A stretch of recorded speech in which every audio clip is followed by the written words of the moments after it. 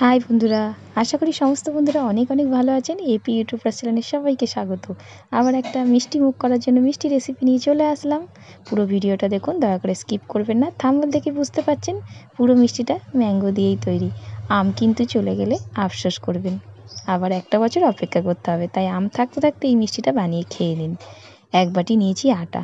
যেই বাটির মাপে আটা নেওয়া হবে সেই বাটির মাপেই হাফ বাটি সুজি নেওয়া হবে।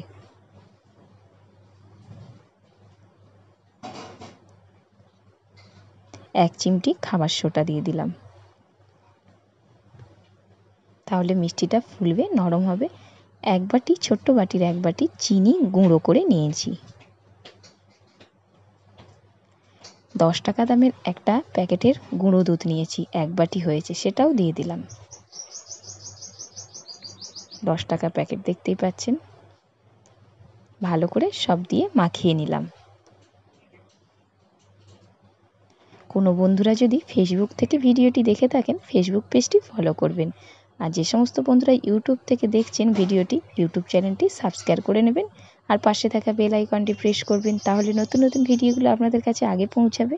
এরপর দিয়ে দিচ্ছি 2 চামচ ঘি।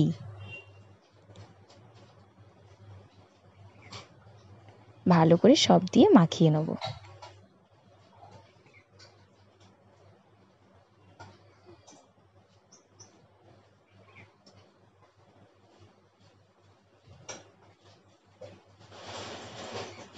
একটা পাকা আম কেটে আমি কাই বের করে নিয়েছি।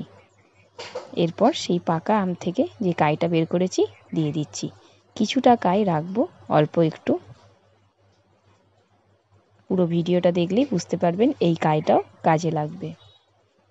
ভালো করে মেখে নিচ্ছি আমটা দেওয়ার পর। কোনোভাবে যেন দলা পাকিয়ে না থাকে, ভালো করে মাখতে হবে।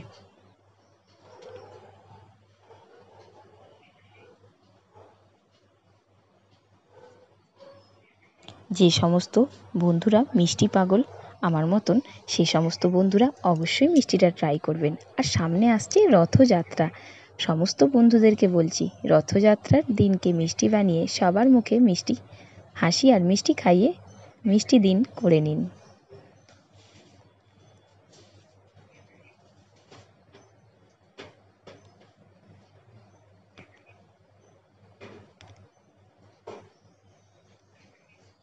এরপর লিকুইড দুধ গরম করে রেখেছিলাম, ছোট্ট একটা বাটির এক বাটি দুধ দিয়ে আবার ভালো করে মেখে নেব।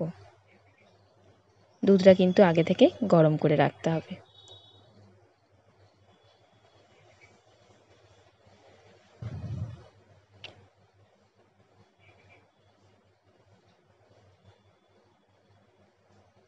এই মিশ্রণটা কিন্তু চ্যাটচ্যাটেই হবে।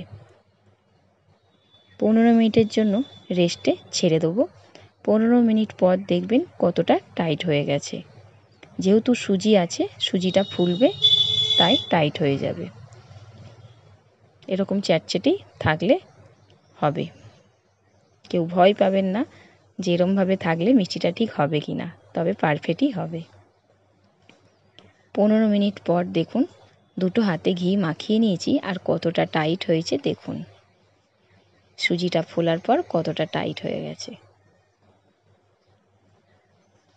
অল্প অল্প নিয়ে নিলাম। আর গোলটা কিন্তু করতে হবে সুন্দর করে, যেন ফেটে না যায়। মিষ্টি ফেটে গেলে দেখতেও ভালো লাগে না আর খেতে ভালো লাগবে না। এদিকে চিনির শিরাটা বানিয়ে নিচ্ছি মিষ্টির জন্য।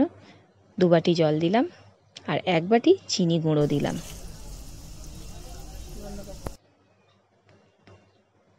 কিছুক্ষণ পর দেখবেন কালার চেঞ্জ হয়ে যাবে। তারপরে আমের যে কাইটা রেখেছিলেন সেই কাইটা দিয়ে দেবো। তাহলে আমের ফ্লেভার খুব সুন্দর লাগবে মিষ্টিতে, খেতে ভালো লাগবে। যেহেতু আম দিয়ে তৈরি। উল্টে পাল্টে ভেজে নিলাম। যখন লাল হয়ে গেল তখন তুলে নিলাম। আর এবারে সঙ্গে সঙ্গে এই গরম রসটাতে দিয়ে দেবো। প্রত্যেকটা মিষ্টি কিন্তু আমার এভাবেই তৈরি হচ্ছে। আর এই গোলটা কিন্তু খুব সুন্দর করে করতে হবে, যেন একটুও না ফেটে যায়, সেটা দেখতে হবে। গোলটা ঠিক না হলেই তেলে দেওয়ার পরই ফেটে যাবে।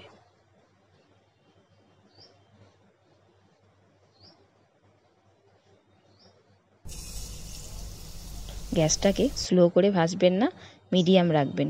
খুব স্লো রাখলে আবার ভাজা ঠিক হবে না, মিডিয়াম রাখলেই ভাজা হবে। উল্টে পাল্টে আবার ভেজে তেল থেকে তুলে নিচ্ছি। রসটা একটু ঠান্ডা হয়ে গেছিলো, তাই রসটা একবার গরম করে নিলাম আর মিষ্টিগুলো আবার দিয়ে দিলাম। মিষ্টি তৈরি হয়ে গেছে, রসের টইটুম্বুর মিষ্টি। বাই।